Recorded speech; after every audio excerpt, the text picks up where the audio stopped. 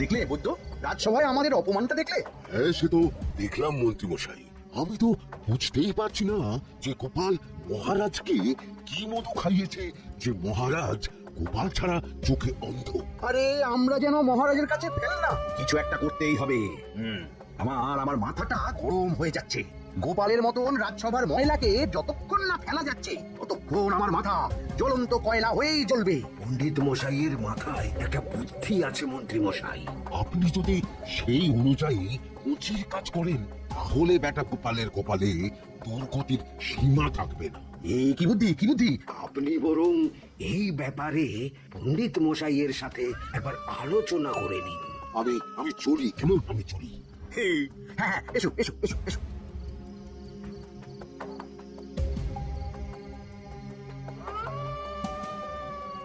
আরে ওই তো আমার বাঁ হাত ঘটা আসছে, বেটাকে দিয়ে একটা কাজ করাতে হবে। এ কি মন্ত্রী মশাই, আপনি এখানে দাঁড়িয়ে কি করছেন? এই একটা গুরুত্বপূর্ণ ব্যাপারে কথা বলছিলাম। একটা একটা কাজ করতে পারবি? কি কাজ করতে হবে বলুন মন্ত্রী মশাই। আমাকে একটু ঠান্ডা জল, পাতিলেবু আর পুদিনার পাতা দিয়ে শরবত বানিয়ে খাওয়াতে পারবি? সেসব আমার ঘরে ব্যবস্থা করাই আছে। চলুন চলুন আমার সাথে চলুন। হ্যাঁ, চল চল চল চল চল।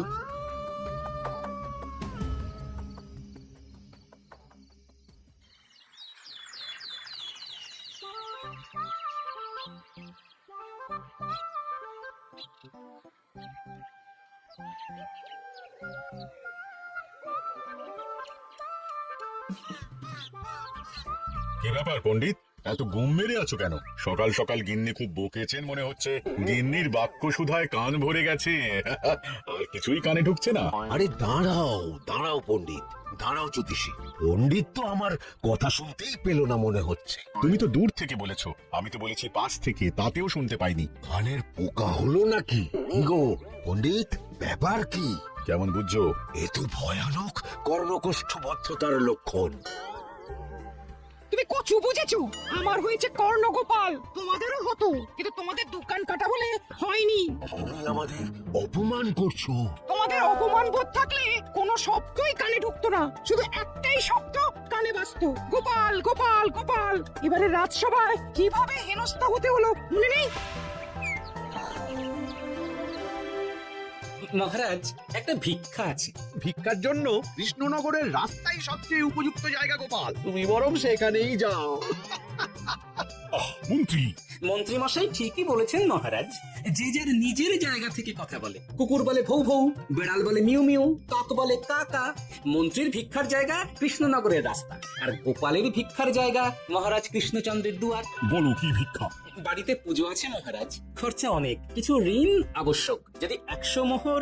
ঋণ তোমাকে আমি দিতে পারবো না গোপাল। পুজো উপলক্ষে তোমাকে আমি 100 মোহর দিলাম। মহারাজ, আমিও ঠিক এই কথাটাই বলতে যাচ্ছিলাম। আমরাও তাহলে বাড়িতে পুজো করব, পুজোর জন্য আমাদের অনেক খরচ, তাই যদি। অবশ্যই অবশ্যই, কত ঋণের প্রয়োজন খাজাঞ্চির কাছ থেকে নিয়ে নিও, সুদটা আমি মাফ করে দিলাম। মহারাজ, গোপালকে দান আর আমাদের ঋণ? হ্যাঁ, কারণ তোমরা নিজেরা খাবে, কিন্তু গোপাল অন্যদের খাওয়াবে। গোপালের মতো মানুষের সঙ্গে থাকাই হলো রাজধর্ম। কিন্তু তাছাড়াও তোমরা হলে 80 যাই বেতন পাই দলের লোক। গত 1 বছরে তোমার কোন মন্ত্রণা দেশের কাজে এসেছে? পণ্ডিত কোন নতুন তত্ত্ব শুনিয়েছে? জ্যোতিষী কোনো অমোঘ ভবিষ্যৎবাণী করেছে? আর বৈদ্য 3 বছর ধরে আমার হাঁটুর ব্যথা সারাতে পারেনি, কিন্তু গোপাল, গোপালের ভাঁড়ে হাস্যরসের কখনো অভাব হয়নি। মনে আছে? আছে। কিন্তু করার তো কিছু নেই। আছে। কিছু ভেবেছো নাকি পণ্ডিত? তোমাদের মনে আছে মহারাজ মোহর দেওয়ার পর গোপাল সেদিন বলেছিল? কি গোপাল, খুশি তো? মহারাজ, আপনি আমাকে এক মুঠো ধুলো দিলেও আমি খুশি। সেই ধুলো মুঠোই আমি সোনা মুঠো করে ফেলবো। মনে নেই আবার? একটু ঝেড়ে কাশো তো দেখি পণ্ডিত, কি ভেবেছো? যা হবে দেখতেই পাবে।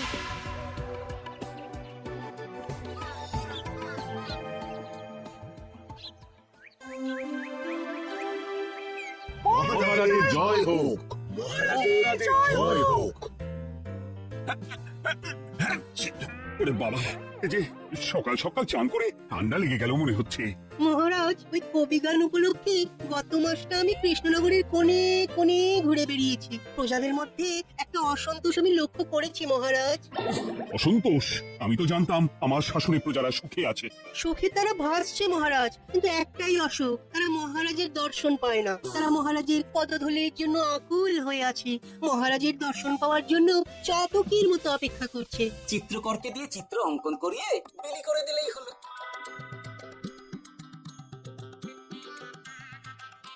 খুব ধুলো হয়েছে মহারাজ, কিন্তু এত ধুলো কালকের ঝড়ে ঢুকেছে ঝাড়ুদা।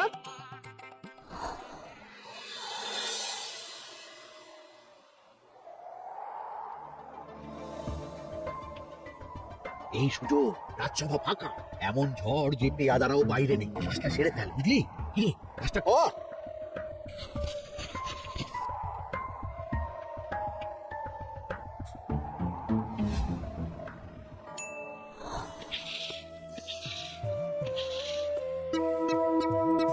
এত ধুলো! মহারাজ, কাল ঝড়টা বড় সাংঘাতিক হয়েছিল।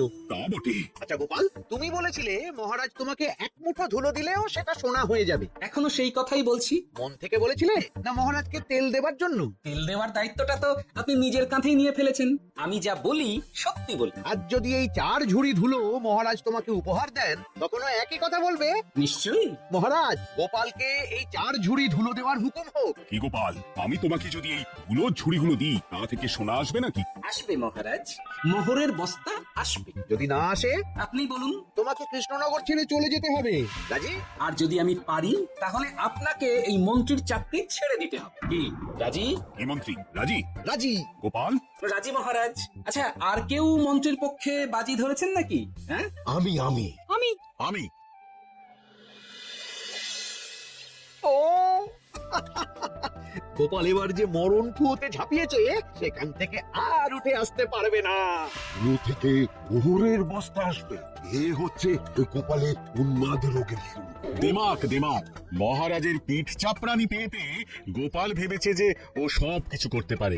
এবার শুধু সেই দিনটার অপেক্ষা, যেদিন গোপালকে উল্টো গাধায় চড়িয়ে কৃষ্ণনগর থেকে বার করে দেব। এতটা নিশ্চিন্ত হবেন না মন্ত্রীমশাই। গোপাল কিন্তু হালকা কথা ছুঁড়ে দেওয়ার লোক নয়। কি বলতে চাইছো পণ্ডিত? ওই 4 ঝুড়ি ধুলো থেকে মোহরের বস্তা আসবে? না, তা বলছি না, অন্য জায়গা থেকেও তো মোহরের বস্তা আসতে পারে। তার সঙ্গে ধুলো মিলিয়ে দিলেই কেল্লা ফতে। গোপালের নিশ্চয়ই কোনো পরিকল্পনা আছে। গোপালের সব পরিকল্পনার গোড়া মেরে রেখে দিয়েছি পণ্ডিত। ঘটা আছে গোপালের পেছনে, আর ঘটা আছে গোপালের বাড়ির পাহারা। লুকিয়ে কিচ্ছু করতে পারবে না। আরে ওই তো বটা আসছে। বিল্লিক, উল্লু, তোকে আমি জল বিছুটি দেবো। গোপালকে ছেড়ে চলে এসেছিস কেন? ছেড়ে আসবো কেন মন্ত্রী মশাই? গোপালকে ওর বাড়ির সামনে ছেড়ে এসেছে। ওখানে তো ঘটা আছে। বড্ড ঘুরিয়েছে বেটা। কোথায় কোথায় গিয়েছিল গোপাল? 4 ঝুড়ি ধুলো নিয়ে বেটা বাড়ির উল্টো দিকে হাঁটা দিল। চললাম পিছু পিছু। যাচ্ছিল কোন দিকে? নদীর দিকে। কিন্তু গোপাল দাঁড়ালো যদুর বাড়ির সামনে। এই যদু হলো সেই লোক যে লোকজনের বাড়ি ঘর কেনা বেচা করে আর লোক ঠকায়। আগে রাজধানীতে থাকতো। বেটা রাজধানী থেকে এই কৃষ্ণনগরে পালিয়ে এসেছে, এখানেও লোক ঠকাচ্ছে। কিন্তু বেটা এত চালাক যে কিছুতেই ধরা যাচ্ছে না। এইরকম লোককে ধরাচ্ছে হাতে রাখা ভালো নয় কি মন্ত্রীমশাই? সে তো জানি, কিন্তু ওর ওপর মহারাজের কড়া নজর আছে। এখন ওর সঙ্গে সম্পর্ক রাখা খুব ঝুঁকি। যাই হোক, তারপর? হ্যাঁ, তারপর যদু রে। গোপাল খুড়ো, আরে তুমি এখানে কি করছো? দেখতেই তো পাচ্ছিস ধুলো। তবে যে সে ধুলো নয়, মহারাজ কৃষ্ণচন্দ্রের পদধূলি। শুনিসনি বোধহয়? এখন কৃষ্ণনগরে সবচেয়ে বেশি চাহিদা মহারাজের পদরেণু। আচ্ছা, মহারাজের পদরেণু নিয়ে যাচ্ছ কোথায়? এই ছোট ছোট পুলিন্দায় ধরে কৃষ্ণনগরের প্রত্যন্ত জায়গায়, যেখানে প্রজারা মহারাজের সাক্ষাৎ পায় না, সেখানে বিক্রি করবো। তোমার কি মাথা খারাপ? পায়ের ধুলো বিক্রি হবে? রে, গতবারে মাত্র 1 ঝুড়ি ধুলো 1000 মোহরে বিক্রি করেছিলাম, এবারে 4 ঝুড়ি। শোনো, তুমি আবার ঘুরে ঘুরে বিক্রি করবে কেন? তোমাকে আমি বরং 10 মোহর দিয়ে দিচ্ছি। তুমি আমাকে এগুলো দিয়ে দাও, আর বিক্রি করে যা হবে তোমাকে এই 40 ভাগ দিয়ে দেবো। ওই 10 মোহরে বদমাস যদুকে ধুলো বেচে গোপাল বাড়ির দিকে চললো। বাড়ির সামনে অব্দি পেছনে পেছনে গিয়ে তারপরে এই আপনাদের কাছে আসছি। বলিস কি রে, ধুলো বেচে 10 মোহর? ও মন্ত্রীমশাই, গোপাল তো একেবারে নাড়ি ধরে টান মেরেছে। হয়েছে। গেল রাজসভায় এমন সুখের চাকরিটি গেল, এবার আবার রাস্তার ধারে গিয়েই বসতে হবে। এবার নবাবের দরবারে জায়গা আছে কিনা খোঁজ করি গিয়ে। হাত্তেরি 10 মোহর আর 1 বস্তা মোহরের মাঝখানে অনেক রাস্তা, সেই রাস্তায় আমি লোক বসিয়ে রাখবো। আরে আরে ওই তো তোমার ঘটা আসছে। এই তুই গোপালের ঘরের পাহারা ছেড়ে এলি কেন? গোপাল নেই নেই নেই নেই নেই নেই।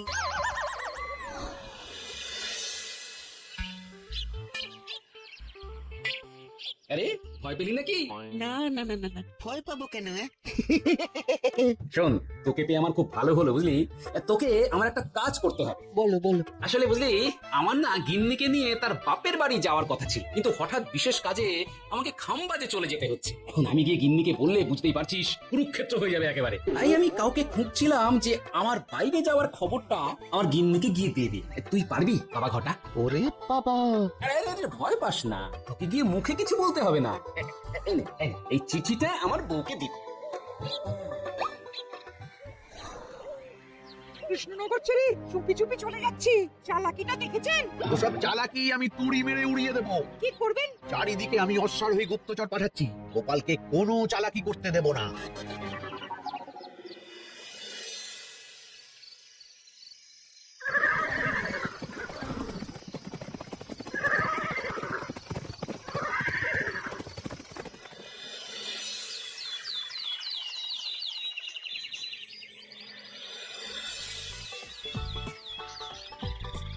আং বাং পিং পাং। ওরে বাপ রে, এ আবার কি বলে? মানে বুঝতে পারিলে না? অং ভং পিং পং অর্থাৎ এসো আমার নিকট বিদেশি জাদু শরবত আছে। ইহাতে তৃষ্ণা নিবারিত হয়, শক্তি বৃদ্ধি হয়, ঘুম ভালো হয়, সম্পর্কের উন্নতি হয়, জামা কাপড় ফর্সা হয়, তু শব্দ না করে সকাল সকাল কষ্ট পরিষ্কার হয়, মূল্য মাত্র 1 মোহর। বলো ওইটুকু অঙ্গের মধ্যে এত কিছু? ঠিক আছে, তা দাও দেখি, আপাতত টেস্টটা তো একটু, বাকিগুলো পরে বোঝা যাবে। আহা, বড় ভালো খেতে তো। ঠং ঠং অর্থাৎ শক্তি বৃদ্ধি হলো। মনে হচ্ছে গায়ে যেন দুগুণ বল পাচ্ছি। কি হয়েছে ভাই? কি ভিন দেশ থেকে জাদু শরবত নিয়ে এসেছে গো। জাদু শরবত ভিন দেশ? একেবারে বহু ভুদা শরবত। খেলে চেষ্টা যাবে, গায়ে জোর হবে, ঘুম হবে, সম্পর্ক ভালো হবে, জামা কাপড় ফর্সা হবে, সকালে হ্রাস করে পেট পরিষ্কার হবে। ঠিকই, দাও গো ভাই, আমাকেও দাও। গুড় জল, সঙ্গে একটু ভাজা মশলা, আমচুর আর বিট নুন, শুদ্ধ দেশি জিনিস। জানলে কেউ ছুঁয়েও দেখতো না, কিন্তু একটু বিদেশি গন্ধ দিতেই একেবারে হট্ট মেলা। আরে তোমরাও এসেছো দেখছি। সং সং শঙ্কা লং লং লঙ্কা। মানে অর্থাৎ এই শরবত খেলে আর শঙ্কা নাই, বুদ্ধি লঙ্কার মতন ঝাল হয়ে যাবে। তারপর ডং ডং ডঙ্কা টং টং টঙ্কা, ফাইল ফাইল অর্থাৎ টাকা আসবে আমার কাছে।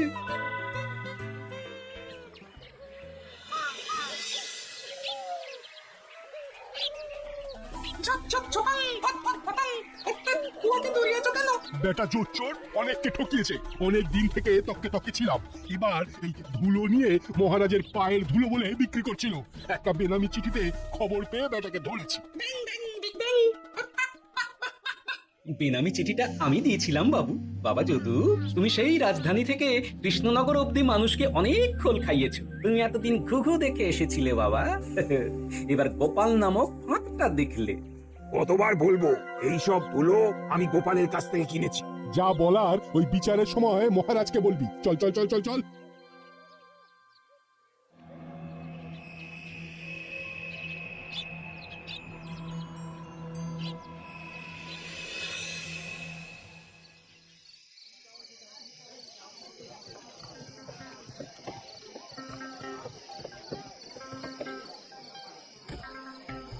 ঝন্টু মন্টু নুনাঙ্কু। নাও ঠেলা। সাহেব বলে কি ফু দিয়ে দিতে হবে? কি বলছো সাহেব? বুঝতে পারছি না, কোথায় ফু দেব? ঝন্টু মন্টু নুনাঙ্কু অর্থাৎ লবণ আছে? আছে আছে সাহেব আছে। কত লাগবে? ভান্ড ভরি আন্ডাকারি অর্থাৎ যা আছে সব।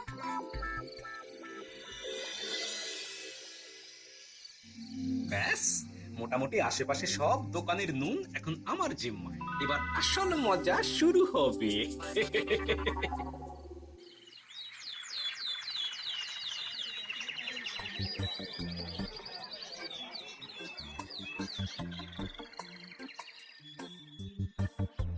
নুন আছে?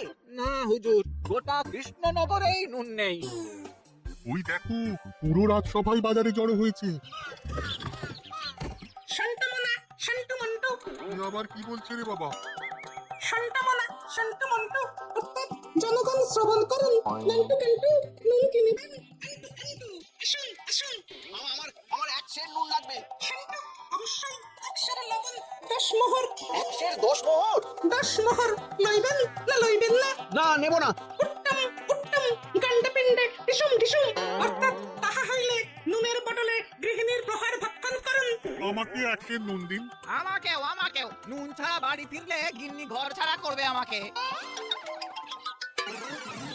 শুনলাম কৃষ্ণনগর থেকে নুন উধাও। আছে মহারাজ আছে, কৃষ্ণনগরের সব লবণ আমার নিকটে আছে। 1 সের 10 মোহর। এত দাম? দামটা হবেই মহারাজ, লবণ ছাড়া রান্না কেমন হবে ভাবিয়া দেখুন। ঠিকই বলেছ, রাজপাকশালেও তো রান্না বসেনি। 100 সেরের মতন রাজপাকশালে পাঠিয়ে দাও। 1000 মোহর দিয়ে দাও।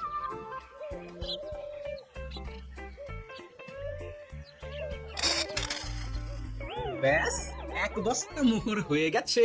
গোপাল, হ্যাঁ মহারাজ, গোপাল যে 4 ঝুড়ি ধুলো থেকে 1 বস্তা মোহর রোজগার করেছে। क्या बात! চলো রাজসভায়, পুরো গল্পটা শুনতে হবে। সকলেই এসো তাহলে রাজসভায়। কিন্তু মহারাজ, যারা বাজি হারলো তাদের তো চাকরি গেছে, তো তারা রাজসভায় যাবে কি করে? ঠিক ঠিক ঠিক বলেছ। যারা বাজি হারলো তারা বাদ, বাকিরা চল। এই সেরেছি, গোপাল তো আবার বাজি মেরে দিল। ও মহারাজ, আমাদের দেখুন। ও মহারাজ, আমাদের দেখুন। ও মহারাজ।